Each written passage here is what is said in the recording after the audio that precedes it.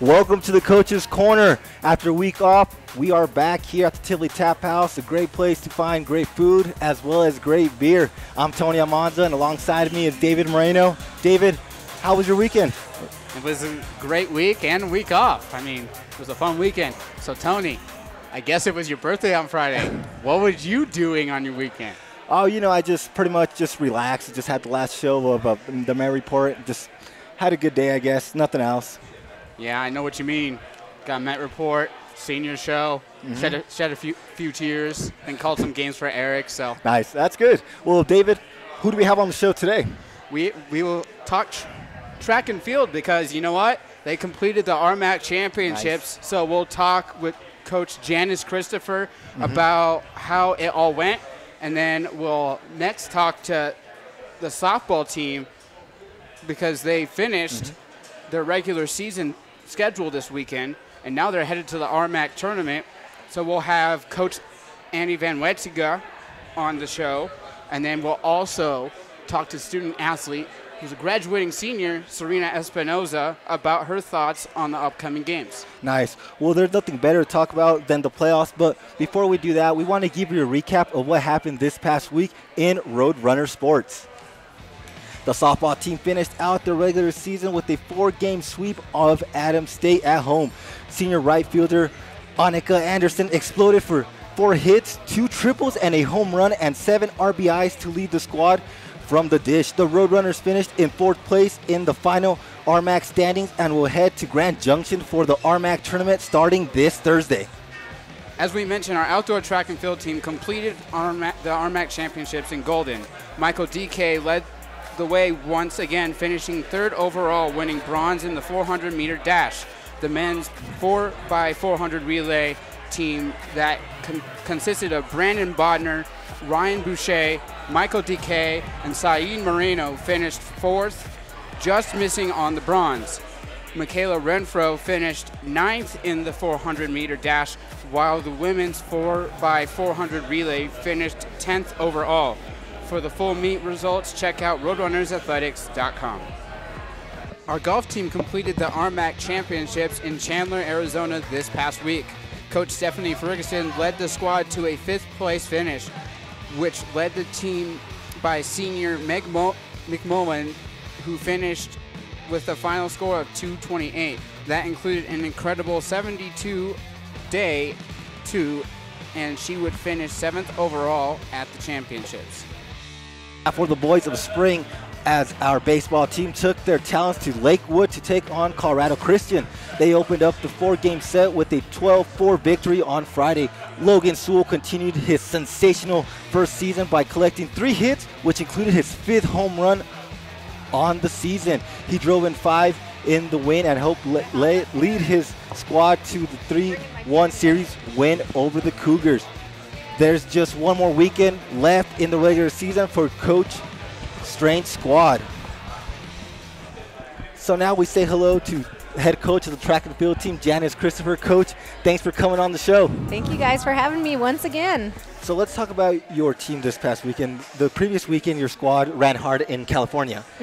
So were there some weak legs out there, or did they seem ready to roll in Golden? Because I know you're talking about that. No, they were definitely ready to go. I think, we wanted to run fast in California, but I knew that our ultimate goal was to run fast at the conference championships. And so we still had some harder workouts going into the meet in California, and definitely happy to see that they were able to come back. And actually, when we travel that far, there is a little bit of nervousness that maybe they're not going to be ready to go. But they were ready to go. They all came out and ran some really good times, some season bests, and set some school records. And so, yeah, no weak legs. Lots of good, strong, fast legs out there this weekend. Well, Michael DeKay took home the bronze in the 400-meter dash. This is an amazing feat for the freshman to come in and compete amongst many big boys, as we like to call them, early on in his or her career. Right. Yeah, for sure. That's one of the ones we were like, yeah, I think 3rd place is there, So for him to be able to go out and execute as a freshman and run and actually get the third place. I think the biggest moment, though, was whenever he kind of broke through some mental barriers and was able to really, really race that last 100 meters of the race where maybe he's been shutting down in the past. He got out there and he pushed through that mental barrier and he competed really hard for that third place. And so it was exciting to see him do that. And we're very proud of Michael. So let's talk more about DK, right? Because why not? So he was also part of the 4x400 relay team who just missed out on placing. They placed fourth. What did you see from that race? And is it tough for a runner to run in 2 events, as we saw from 3 of those 4 runners? Yeah, I mean, I think that's the hardest part about running at the conference championships and being one of those guys that's going to make a final. Let's see, so actually all 4 of them ran at least one race. Saeed and Brandon both ran the prelims of the 400, and unfortunately Saeed just missed the final. And then having Ryan have to run the prelim of the 8 and the final of the 8, and like we just talked about how rough it was for him to come back. And then Michael ran prelim in the 4, prelim of the 2, final in the 4, and then had to come back and run that relay. So yeah, it was great to see them rally. You know, they had a podium. They wanted that podium spot, and they were willing to fight for every inch out there. And they came together and ran 3-second season best, and actually broke their own school record. So 3:15 is a legitimate 4x4 time. And you know, as great as it is, I know that we're going to continue to break that record. Yeah. Those boys are just getting started. Well, as you already mentioned, his performance stood out to you. Jacob Link earns a couple of points for your squad in the 1,500-meter race. He seems like a gutsy runner that gets better as the race progresses. Absolutely. You pegged it. He does. He is definitely a runner that gets stronger as the race progresses. And, you know, he has really learned how to race over the last year since cross-country season, and is just really coming into his own as a runner. And it's great to see his strength, you know, get him some honors and get some points for the team, and some recognition for all the hard work that he's put in, and the heart and the guts that he races with. Yeah. So let's talk about the women's. The women's 4x400 relay team showed some heart in their race. We saw a basketball player and 3 underclassmen run great races that they can be proud of. Oh yeah, for sure. You know, we had a little side bet with the coaches talking about, you know, what we thought they could run, and I actually thought they'd run about 3:12, and they went out there, 4:12, and they actually went out there and ran 4:10. So yeah, Bree was a great surprise for us. Having not a lot of time to work with us, she went out there and ran a very good leg, and those other girls with that lead ran and fought, like I said, just like the boys, for every inch, and did a great job. Yeah. Well, Coach, thanks so much for coming on the show, and congratulations on such a successful meet. Thank you so much, guys, for having me. So we'll be taking our first break, but before we do that, it's that time again where we bring you our tweet of the week.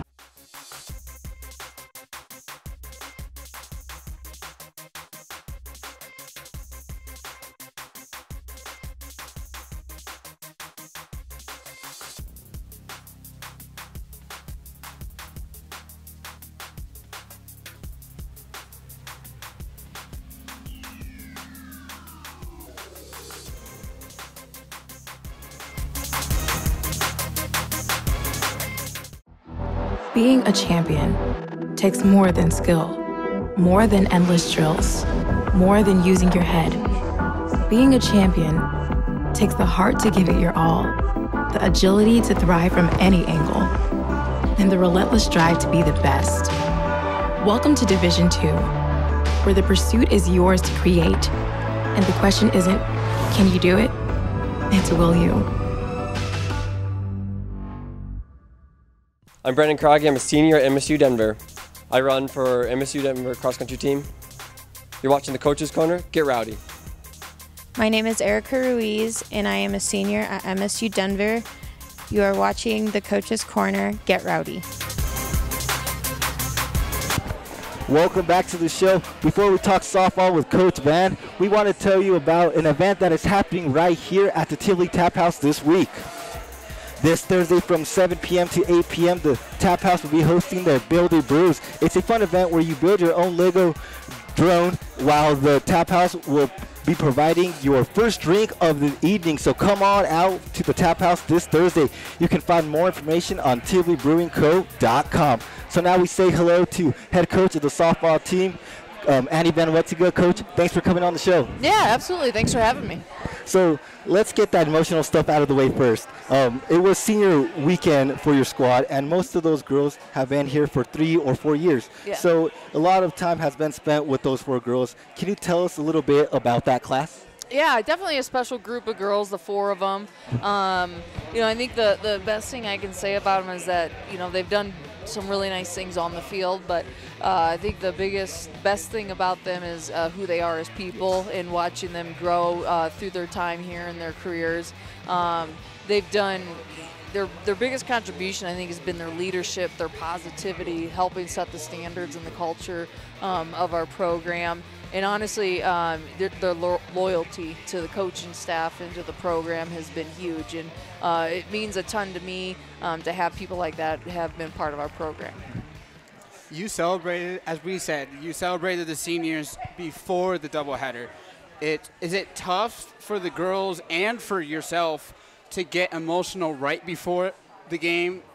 Do you have to get back to the right state of mind in order to win those next 2 games? I mean, either way, you kind of have the choice of doing it before the games or in between the doubleheader. Either way, it's can be kind of emotional for them, for other teammates, the players, whatever, the coaches. But I think it's important to have that time and recognize them. But I think we do a good job as coaches and the team we have that time set aside.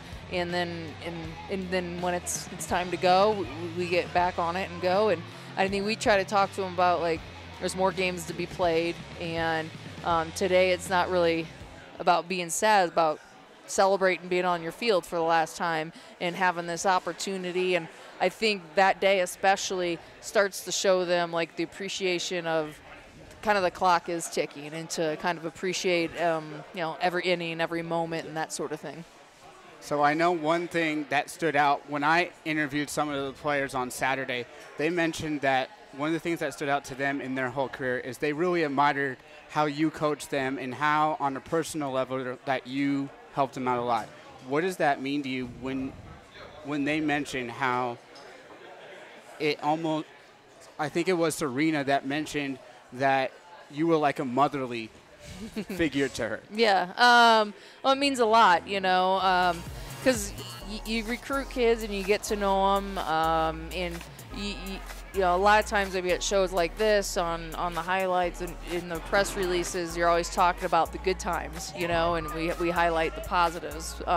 But you go with the individuals, you go through a lot of low times with them, whether it's on the field, off the field, as a team, together, whatever. And each 4 of those girls, Sarena, Harley, Annika, and Kristen, they've all had their own personal struggles on and off the field, and you go through it with them, and you try to be there with them to go through it.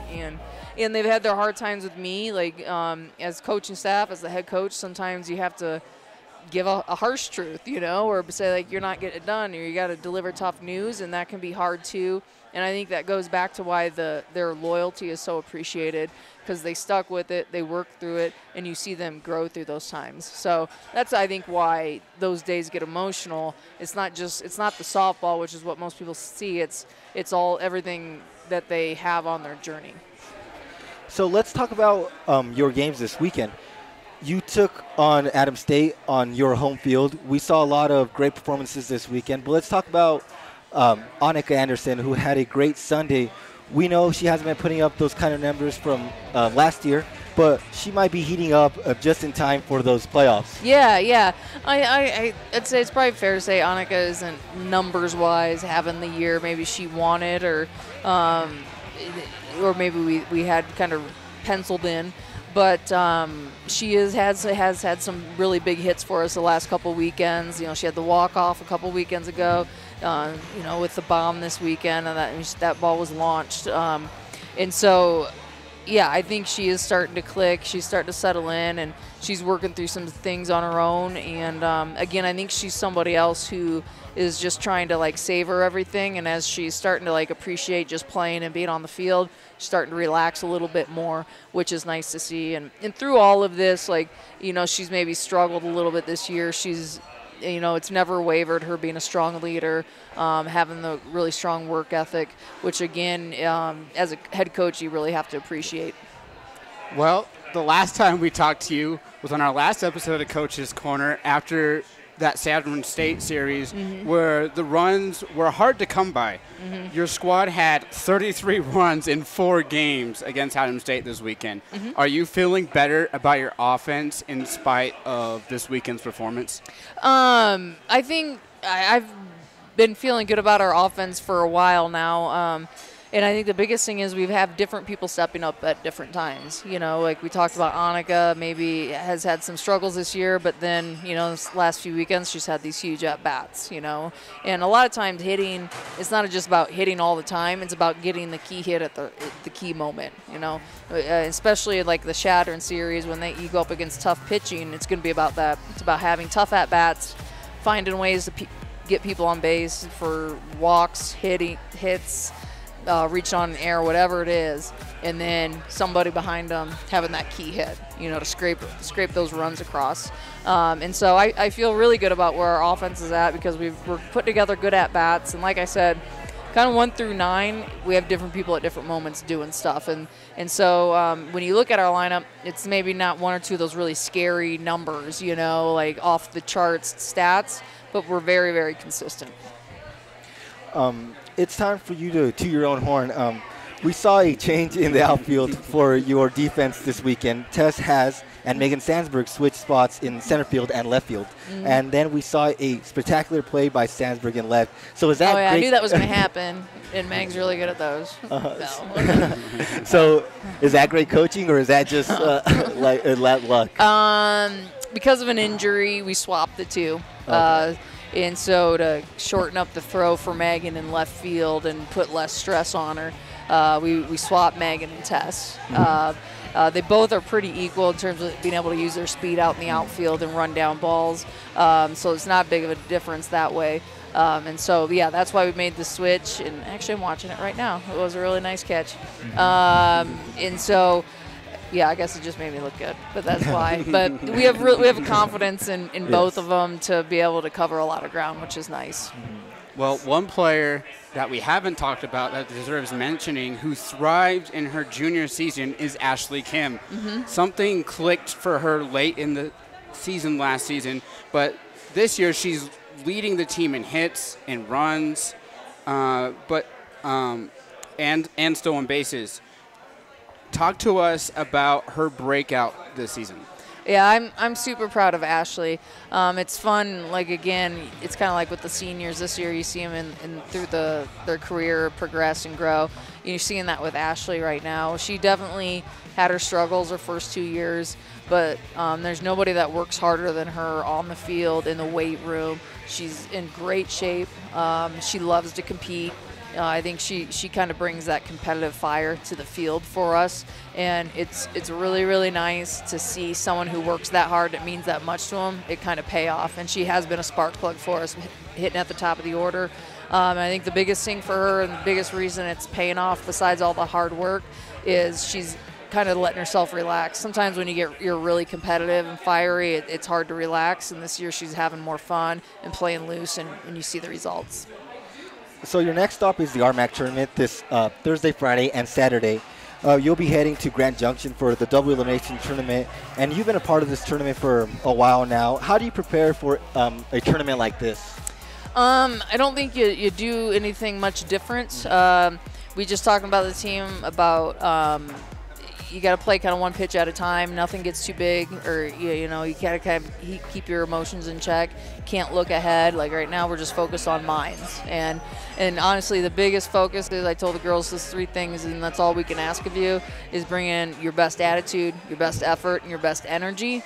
So you put those things out there at top-notch level, and then I bet we'll feel good about where we're at the end of the weekend. Well, Coach, thanks for coming on the show, and best of luck to you in those RMAC championships starting this Thursday. I appreciate it, guys. Thank you. So we'll be taking another break, but hey, we'll be talking more softball up next with Sarena Espinoza on the Coach's Corner.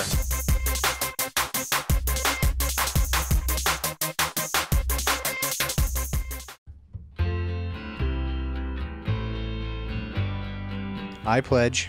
I pledge. I pledge. Here at MSU Denver. To stop sexual harassment. To identify situations in which sexual assault may occur. To never blame the victim. It's on us. It's on us. All of us. To get a friend home safely.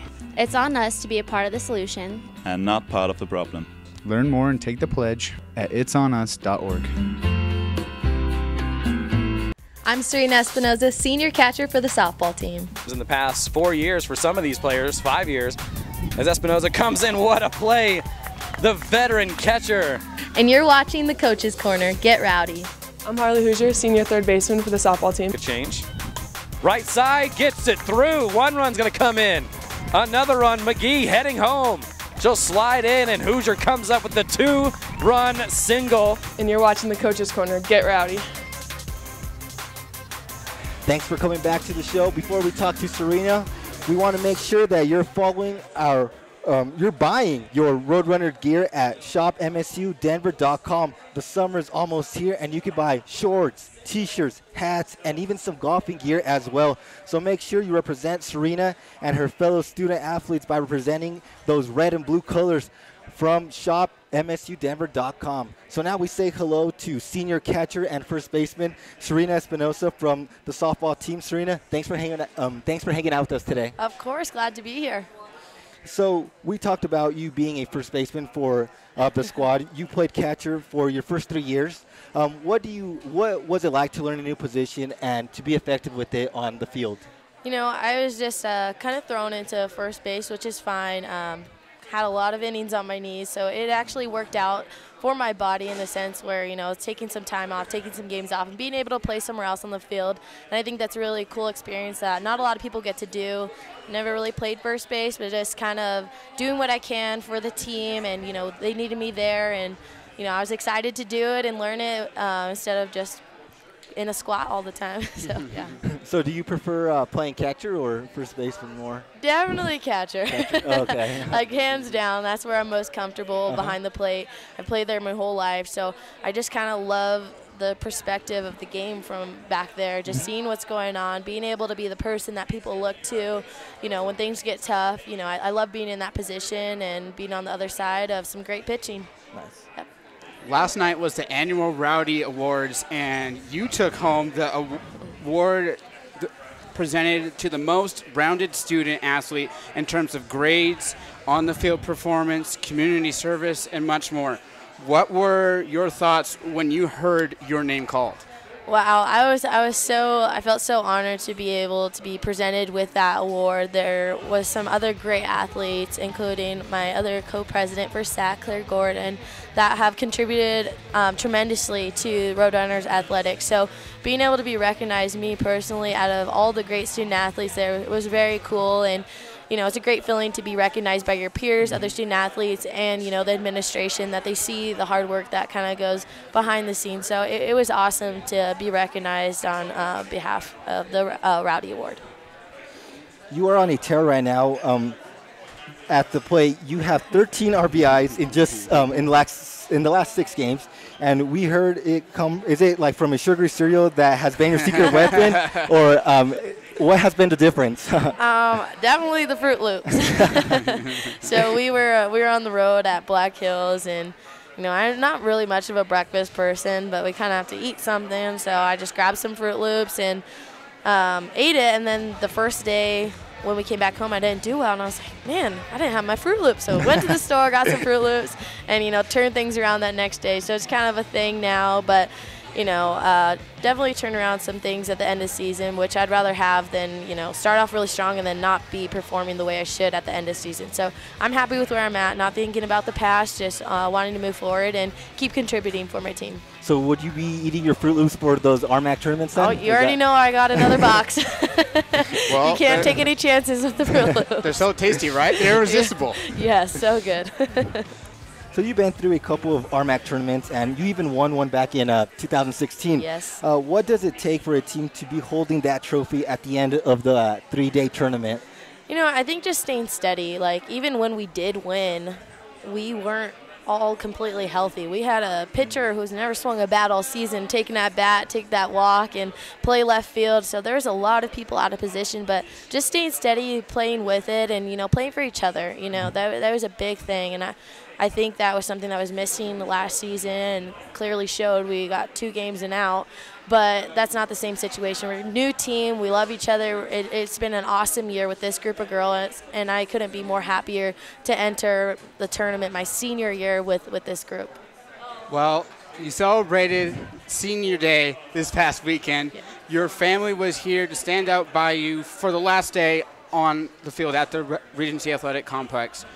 What were some of the emotions going through as you went through that day? Wow, it was a lot. I don't think it really hit me a lot. I just kept on saying, like, oh, this is the last time I'm going to do this. But I was like, don't make it about that. Like, celebrate, don't be sad. You know, be happy and enjoy it that I get to do this, you know, because not a lot of people do. And I just kept on telling myself, you get to be here. You get to play softball. You get to be on this field. And, like, I get to have my family here watch me do it. And that was the best part about it. And I said I wasn't going to get emotional, but I stepped into the dugout getting ready to walk out there, and I kind of lost it for a second. Just, you know, everything just kind of hit me. And then after the ceremony, I was like, all right, it's time to play, and then I was good after that. So it was awesome to have my family there. They've done so much to me. Big shout out to my parents for everything they've done to me, especially this season. They've made it to every home game, and they're going to fly out here Wednesday after they just left last night to make it to the RMAC tournament, and then the weekend after that for wherever we're going to be. So, you know, they've done a lot, and, you know, I love them so much for that and making me feel so special. We always ask the athletes about what they hope to do once college is over. But you already have a job once you finish here at MSU Denver.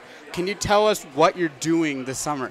So I actually just took a position with the Colorado Rockies for the 50-50 raffle. They've never done that before, so it's a new position. And the best part about it is I still get to work with MSU Denver Athletics because they'll be providing the volunteers. So, you know, definitely really cool to get my foot in the door, you know, and just learn the business. And what better way to do it than downtown Denver? I wasn't sure if I was going to go back to California or stay here, but it's been a great experience being able to be out here and really make a name for myself and, you know, start off with the Rockies. They're a great organization, and I'm really excited to see what comes from it. Well, maybe I'll see you more often. I work there myself. So. Oh, very cool. I'm sure I will see you. Well, Sarena, we can't thank you enough for all you've done for us, with MSBN, for the athletics program, for the student athletes, and, of course, for the softball program. So thank you for everything, and we wish you the best of luck with everything you do. Thank you, guys. I really appreciate it. It means a lot. So before we say goodbye, we want to tell you what's coming up this week in Roadrunner Sports. Sarena and her softball team will head to Grand Junction to compete in the RMAC tournament that will start on Thursday and will last until Saturday. There will be video links to catch all the softball playoff action, and you can find those links at roadrunnerathletics.com. And the baseball team will finish out its regular season taking on first place Colorado Mesa in Grand Junction. That series will start on Thursday at 6 p.m. And again, you can watch all 4 games on Stretch Internet, so cheer on the team as they look to lock up a playoff spot in the RMAC tournament. So that would do it for this week's episode. We want to wish Coach Van, Sarena, and the rest of the softball team the best of luck in those RMAC tournaments. We want to thank Coach Janis Christopher, Coach Van Wetzinga, and Sarena for coming on the show. I'm Tony Almanza, and thank you, David, as well. No problem.